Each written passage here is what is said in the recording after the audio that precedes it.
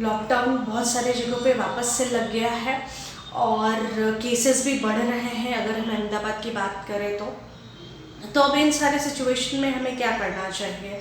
हमें वापस से मतलब काम वाम छोड़ के उसी तरह से दरवाजे खिड़कियां बंद करके घर में बैठ जाना चाहिए? क्या करना चाहिए? कुछ 4-5 चीज़ें मैं आपको बताऊंगी।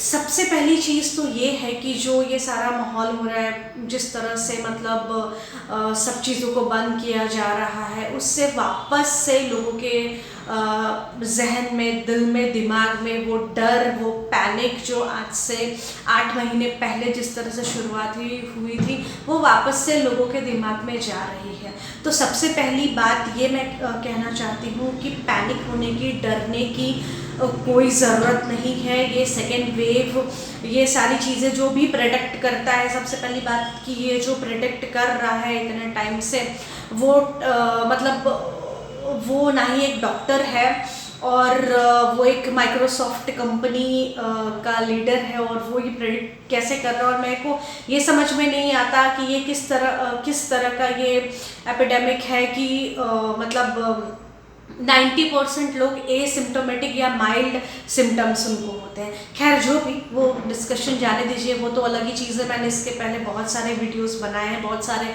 वीडियोस मेरे डिलीट हो चुके हैं। तो कहने का मतलब है कि हमें क्या प्रिकॉशंस लेना है, हमें डरना नहीं है, हमें क्या प्रिकॉशंस लेना है। सबसे पहली बात तो मैं एक चीज़ बोलना चाहूँगी, चाहे वो कोई भी शहर हो, अहमदाबाद हो, सूरत हो, बड़ौदा हो, राजकोट हो, कच्छ हो, कहीं पे भी हो, मैं ये चीज़ देखती हूँ लोग स्वेटर ही नहीं पहनते।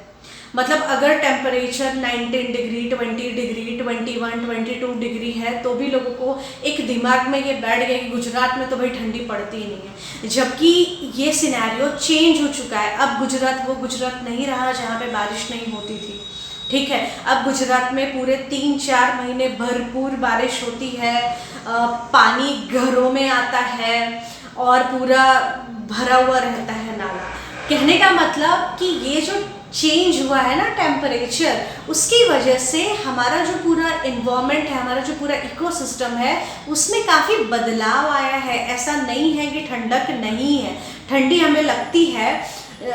हवा का जो ठंड हवा का जो स्पीड होता है उसके आधार पे सूरज हमें ठंडा नहीं देता, ठीक है। तो कहने का मतलब कि आप हवा की स्पीड देखेंगे अगर, तो हवा की स्पीड बहुत ज़्यादा है।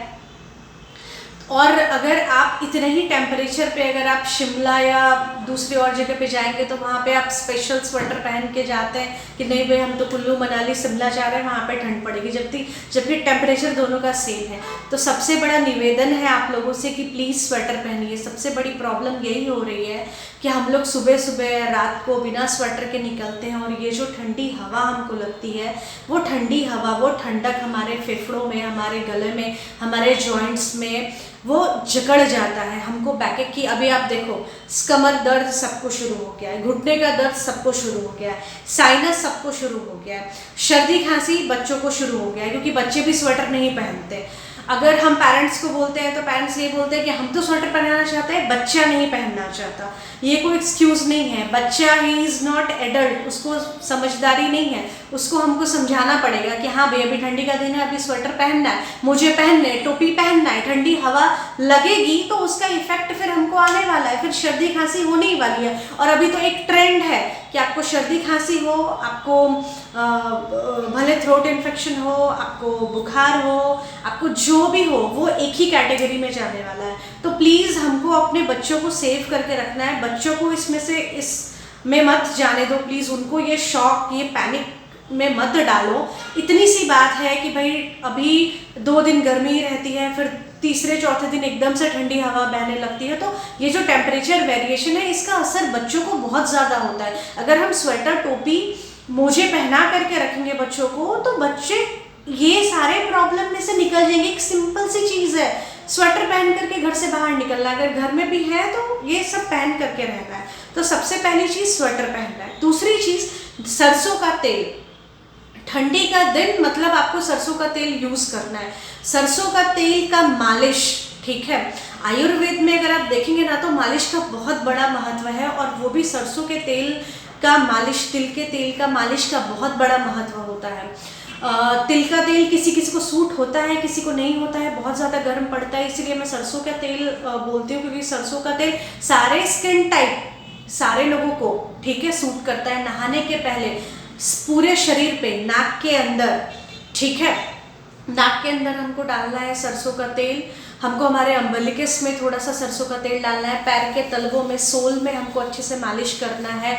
चेस्ट पे आगे और पीछे, ठीक है, यहाँ पे हमको अच्छी तरीके से, कान के पीछे हमको अच्छी तरीके से पूरे बॉडी पे अच्छे से मालिश करके उसके बाद हमको नहाना है। अगर हम ये तेल मालिश छोटे बच्चों को रात में सोने के पहले भी करेंगे और मोजे पहना के उनको सुलाएंगे तो उनको रात को जो टेम्परेचर बहुत ज़्यादा डाउन होता है उसका इफेक्ट उनको नहीं पड़ेगा, उनको सर्दी खांसी नहीं लगेगी, सर्दी जो छाती में जकड़ जाती है वो उनको नहीं लगेगी। और बच्चों में मैं और एक स्पेशल चीज़ बोलूँगी, उस सरसों के तेल में 4-5 लहसुन डाल के उसको हल्का सा गर्म कर दीजिए और उसके बाद उसको मसल के वो पूरा पैर के तलवों पे, चेस्ट पे, बैक पे लगाइए। या तो बड़े वो लहसुन खा भी सकते हैं, ठीक है। तो ये दूसरा स्टेप है कि हमको मालिश करना है। तीसरा स्टेप है कि हम जितना हो सके उतना नॉर्मल पानी से नहाएं, गरम पानी करके नहीं नहाएं। जिनको भी एक्जिमा, सोरियासिस, डैंड्रफ की प्रॉब्लम है, अगर वो गर्म पानी से नहाएंगे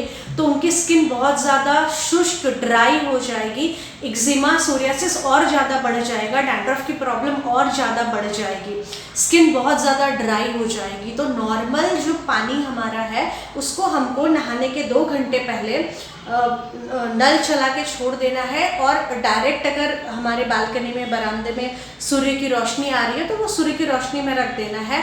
आधे 1 घंटे में बिल्कुल बढ़िया पानी हो जाएगा और उस पानी से आप नहाइए, ठीक है। तो थर्ड ये है कि गर्म पानी से नहीं, ठंडे पानी से नहाइए, ठीक है। उसके बाद है मोस्ट इम्पॉर्टेंट, धूप।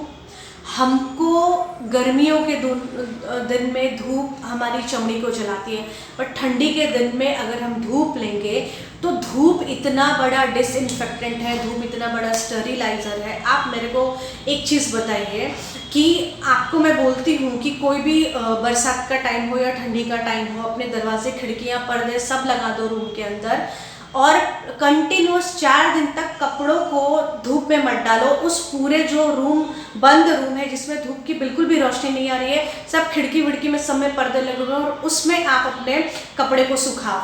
आप देखोगे कि 5वें दिन उस कपड़े में से इतनी गंदी बदबू आ रही होगी कि आपको वो कपड़े पहनने की इच्छा नहीं होगी और जी करेगा इन कपड़ों को फेंक दूँ। क्यों बदबू आ रही है, क्यों इतनी स्मेल आ रही है, क्यों इतना मतलब अजीब जैसा वो आपका कपड़ा डैम्प उसमें रहता है, क्यों? क्योंकि वो कपड़े के अंदर जो ठीक से वो सूखा नहीं है, उस कपड़े के अंदर डैम्पनेस की वजह से फंगस और जो मतलब फॉरेन बॉडीज़ उसमें डेवलप हुए हैं, जो बैक्टीरिया, जो वायरसेस, जो फंगस उसमें डेवलप हुए हैं, वो मरे नहीं हैं। क्यों? क्योंकि धूप नहीं लगी है।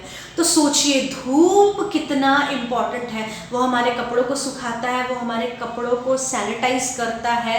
तो सबसे बड़ा जो है सैनिटाइज़र वो धूप है। मैं पहले भी इसके बारे में आपको बता चुकी हूँ। हर दिन हमको 2 घंटा धूप लेना चाहिए, हर दिन। आप अपने पुराने कपड़े, गद्दे, कंबल, रज़ाई सब धूप में डालते हो और धूप में डालने के बाद आपको लगता है कि हर चीज़ फ्रेश हो गया। तो ये जो आपकी बॉडी जो दिन रात इसके अंदर खाना डालने के बाद जो इसके अंदर जो प्रोसेस होता है, जो इतने सारे बैक्टीरिया, वायरस जो हर समय में हमारे बॉडी में जा रहे हैं और जो खाना पचाने के दौरान जो इतने सारे प्रोसेसेस होते हैं, उसकी वजह से जो गैसेस और जो मतलब गंदगी, जो टॉक्सिन्स हमारे बॉडी में बनती है, उन सारे से बचाने के लिए भगवान ने, नेचर ने हमें ये धूप दिया है।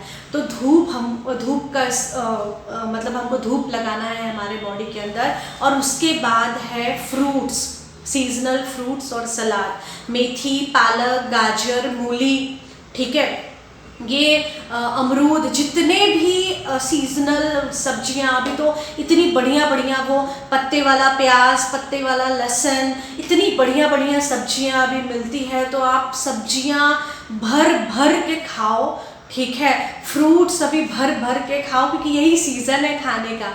जितना हो सके उतना कच्चा, मतलब यही सीज़न है ना ठंडी का सीज़न, टॉक्सिन्स को भगाने का सीज़न है। आप अपना मेटाबॉलिज्म को इतना बढ़िया कर सकते हो ना। मैं बहुत ही बढ़िया एक्सपेरिमेंट करती हूँ मेरे पेशेंट्स के ऊपर। ये पूरा मार्च तक मैं उनको बिल्कुल जो नेचुरल जो रॉ फूड के ऊपर उनको रखती हूँ, और उससे उनको आगे के जो बाकी के जो महीने हैं ना, उसमें उनको बहुत हेल्प मिलता है। थायराइड, बीपी, कोलेस्ट्रॉल, वो सारी चीज़ें उनकी एकदम कंट्रोल में हो जाती है। तो ये बेस्ट सीज़न है खाने का। नेचर से डायरेक्ट जो चीज़ें हमको मिलती है उसको उसी तरह से कच्चे रूप में खाने का। और दूसरी चीज़ ये कि ये दवाई जो हम लोगों ने बनाई है, ये दवाई अभी जो ये फीवर और जो ये आँखों में पेन, हेडेक, नी पेन, ये जो सारे जॉइंट्स में पेन होकर के जो बुखार और जिस तरह का अभी जो आँखों के अंदर भारीपन वाले जो सिम्टम्स के साथ आ रहे हैं, और उनको उसी कैटेगरी में, नए वाले वायरस के कैटेगरी में डाला जा रहा है। तो ये दवाई जो हमने ये बनाई है, ये दवाई आप अगर 1 महीने तक इस्तेमाल करेंगे तो आपको इससे बहुत आराम मिलेगा, आपकी इम्यूनिटी बहुत बूस्ट होगी। और ये सारी जो परेशानी जो होती है बार बार इस सीज़न में, ठंडी में बच्चों को सर्दी खांसी होना, बुखार होना, उन सब बोन पेन, जॉइंट पेन, ये सब से आपको बहुत आराम मिलेगा, आपकी इम्यूनिटी बढ़ेगी। बिल्कुल स्वेटर पहनिए, बिना स्वेटर पहने मत जाइए। मैं आपको बहुत ही मतलब दावे के साथ कहती हूँ कि अगर आप स्वेटर पहनेंगे और धूप में रहेंगे ना, तो 75% ये जो अभी बोल रहे हैं ना कि केसेस बढ़ रहे हैं, ये सारे केसेस नॉर्मल हो जाएंगे। ये कुछ नहीं है, सिर्फ सर्दी हमको लगने, वो ठंडी हवा हमको लगती है, उसकी वजह से हमको जो सर्दी जकड़ जाती है ना बॉडी के अंदर, उसकी वजह से ये सारी प्रॉब्लम्स होती है। लेकिन ये सब उसी कैटेगरी में डाला जा रहा है। तो प्लीज़ आप लोग स्वेटर टोपी पहनिए। ये बहुत छोटी सी चीज़ है लेकिन इसका इम्पैक्ट बहुत बड़ा है, इसलिए मैं बार बार बोल रही हूँ। इसके लिए मैंने ये स्पेशल वीडियो बनाया है। आप लोग इसका इम्पोर्टेंस समझिए। ठंडी है, ऐसा मत सोचिए कि ठंडी नहीं है। आप अगर ये पहनेंगे तो आप इससे बच के रहेंगे, आपके बच्चे सेफ रहेंगे। और ये सारी चीज़ों में प्लीज़ अपने बच्चों को मत डालिए, ठीक है। नमस्कार।